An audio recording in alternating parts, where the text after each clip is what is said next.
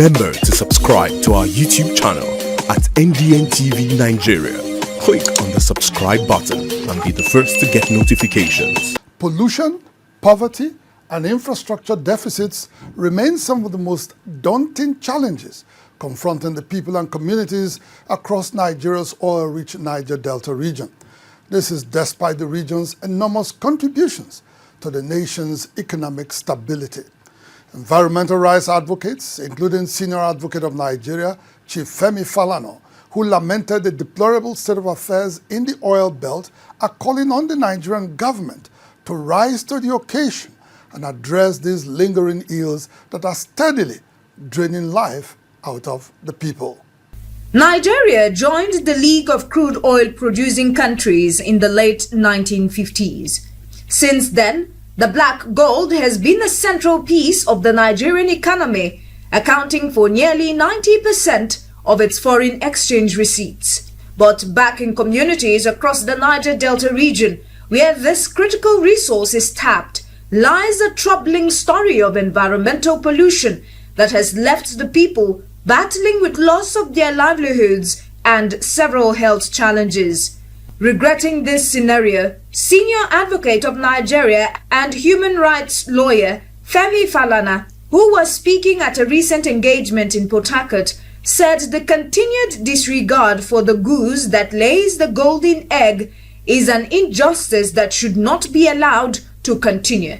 You cannot remain permanently hears of wood and draws of water. Enough is enough.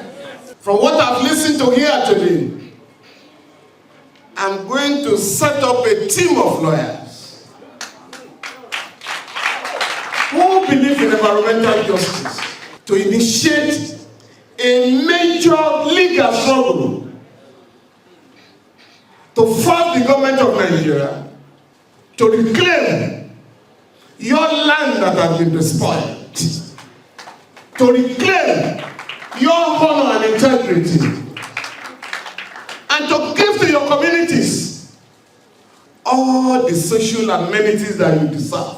While Barrister Ibukun Fasomi and Chief Olamide Falana, who are both from Ondo State, suggested that the federal government should go beyond just putting policies and regulations in place for operations in the oil and gas sector to holding defaulting oil companies responsible for reckless operations across the region. But when government is able to do what they have to do and ensure that the MNOCs too comply with international conventions on oil, on exploration, on host community, on local content, and so many other laws, particularly our PIA, I tell you, everything will be in order.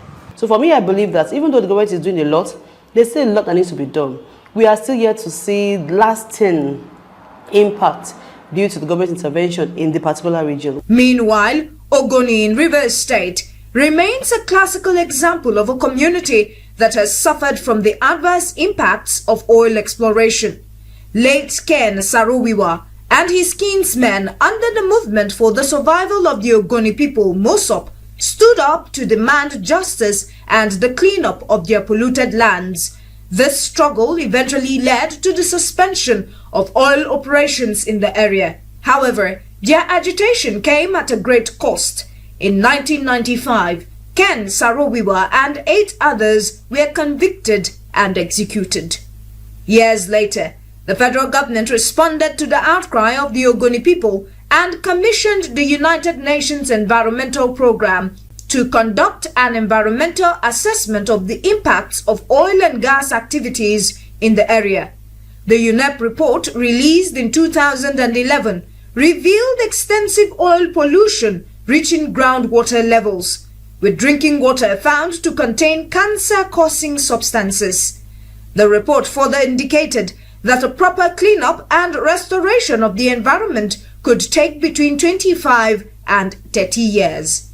Environmental advocates now warn that if this level of devastation is recorded in Ogoni, where oil exploration has been halted for nearly 3 decades, then the condition in other communities where oil wells are still actively running can only be imagined. The Niger Delta cannot cannot survive the type of onslaught that happened in Ogoniland in the 1990s. We have life expectancy at 41 years. Communities have been wiped off in the Niger Delta. Climate change is staring all of us in the face. And so we want government to be more proactive. We want community involvement in development processes that affects their lives. The recent Bielsa Oil and Environment report seems to confirm these fears when it revealed that as much as 1.5 barrel of oil has been spilled in Bielsa for every man, woman and child living in the state, with the situation even worse in some communities.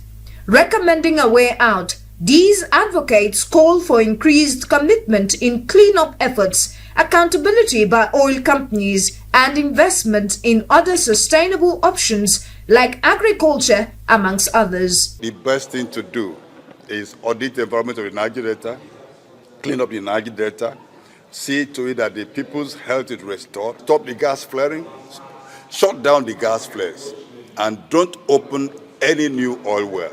Can anybody point to anywhere in the Niger Delta where extraction is going on, that there is a train station working there is free Wi-Fi in bus stations, and we even have a functional airport that attracts over 20 or 30 international flights in the Niger Delta? The answer is none. You must build the economy, you must improve the agricultural sector of the economy, you must also improve the human capacity development of the country.